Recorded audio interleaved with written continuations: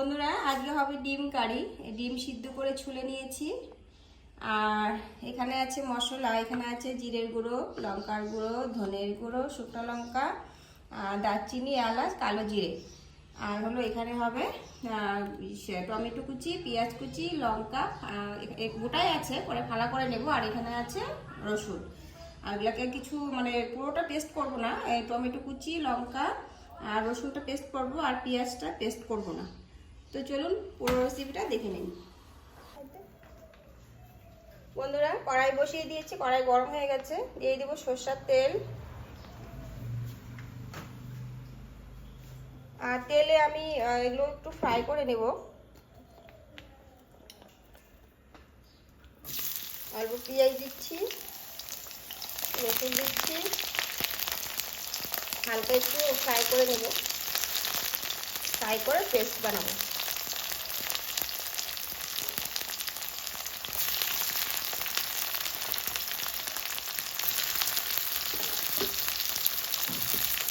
দিয়ে দিচ্ছি কাজু,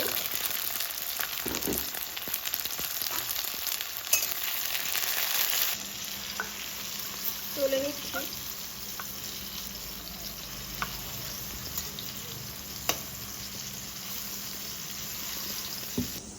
এটা ঠান্ডা হবে, ঠান্ডা হওয়ার পরে এটা পেস্ট বানিয়ে নেব।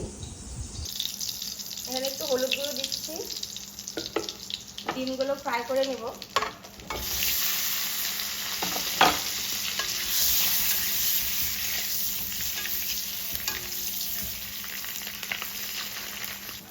ডিমটা ফ্রাই করা হয়ে গেছে, তুলে নিচ্ছি।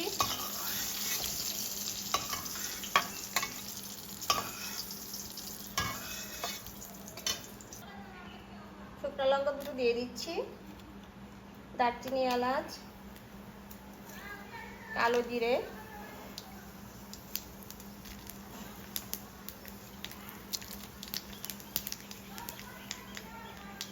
পেঁয়াজ দিচ্ছি,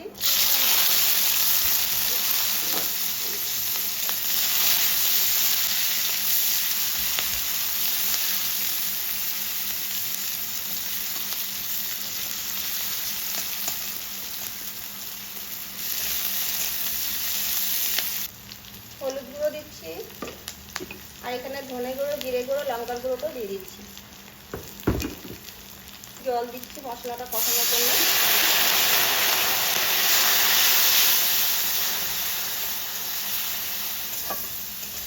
নুন দিয়ে একটু ভালো করে কষিয়ে মশলাটা দিয়ে দেবো পেস্ট। আর যেটা আমি ফ্রাই করেছিলাম এখানে কাজু, টমেটো, কাঁচা লঙ্কা, পেঁয়াজ এটা দিয়ে দিচ্ছি।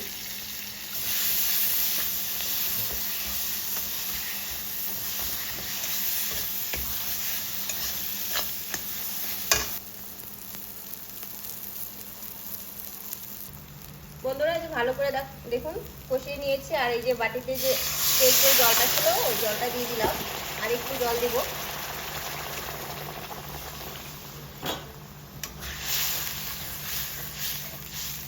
আর একটু সামান্য জল দিতে হবে।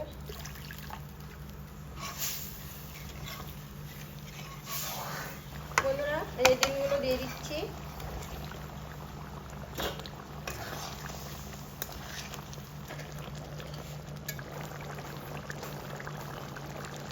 বন্ধুরা একটু গরম মশলা দিয়ে দিচ্ছি হালকা। নামিয়ে নিব, এখন হয়ে গেছে এটা তরকারি রেডি।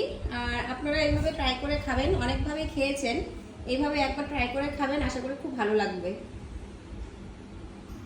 পুরো রেসিপিটা তো দেখলেন কিভাবে রান্না করেছি। যদি ভালো লেগে থাকে তাহলে একটু কমেন্ট করে প্লিজ বলবেন যে কেমন হয়েছে।